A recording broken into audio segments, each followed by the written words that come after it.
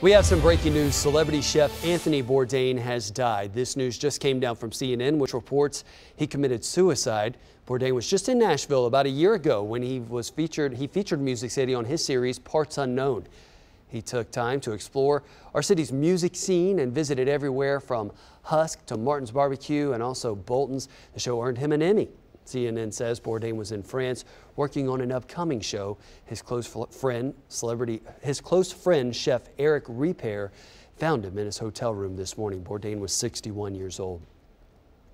New this morning, we're learning about how Metro Nashville's Police Chief Steve Anderson is contributing to the national conversation about gun violence.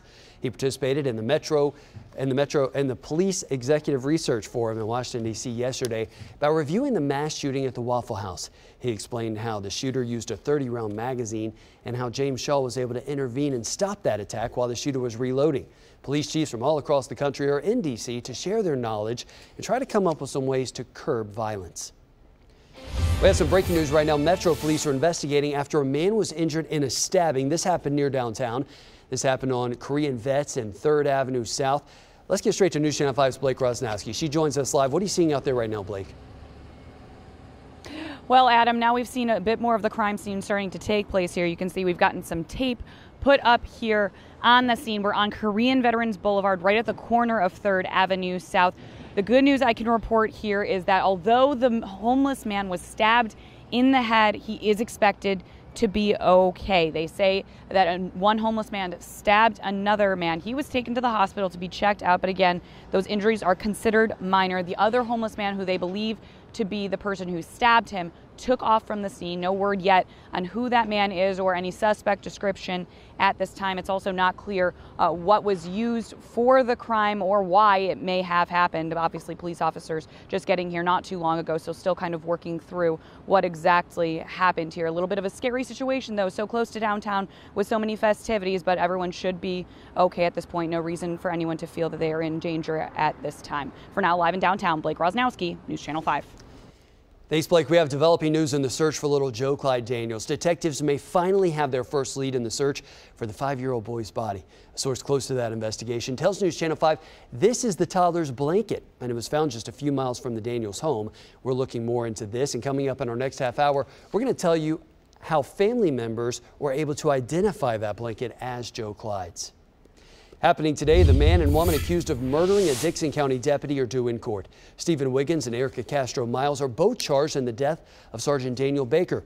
Wiggins was captured after a 2-day manhunt that had people on edge. Investigators say he shot and killed Baker during a traffic stop, and the Castro Miles participated. News Channel 5's Matthew Torres is going to be in the courtroom inside that hearing this morning, so keep an eye on newschannel5.com for the very latest.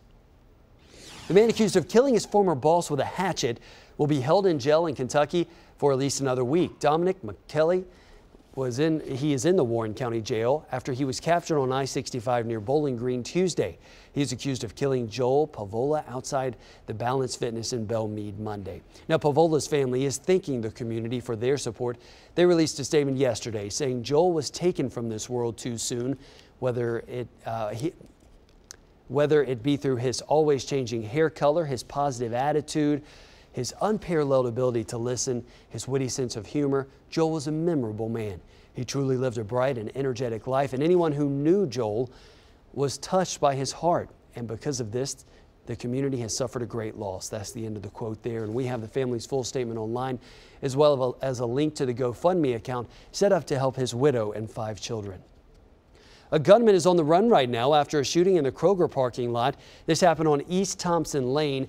Police tell us the 2 victims were brothers, Markel and DeMarco Peoples. Witnesses say someone in a dark pickup truck pulled up and opened fire on Markel's car. The 2018 CMT Music Festival is officially underway, and as Metro Police, they're trying to keep people safe. They're also racking up a lot of overtime. News Channel 5's Jason Lamb tells us about a new fund that could help pay some of that OT. The fund is actually paid for with hotel taxes, so tourists who are coming into town actually pay for it. But that fund is only a small portion of the police department's busted special events overtime budget. Among all the travelers at this year's CMA Fest, you'll also find Metro Police working overtime, keeping people here safe.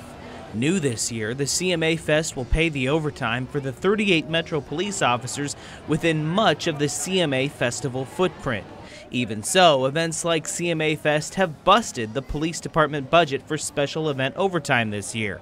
For the fiscal year that ends this month, police have spent $5.7 million on overtime for special events, even though they're just budgeted for $4.4 million. The CMA payment does not cover overtime for officers working traffic.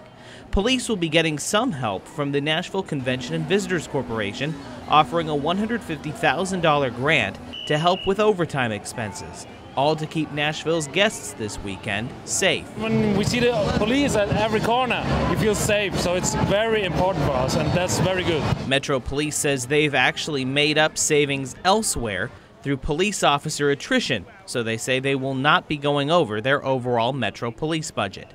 Jason Lamb, News Channel 5.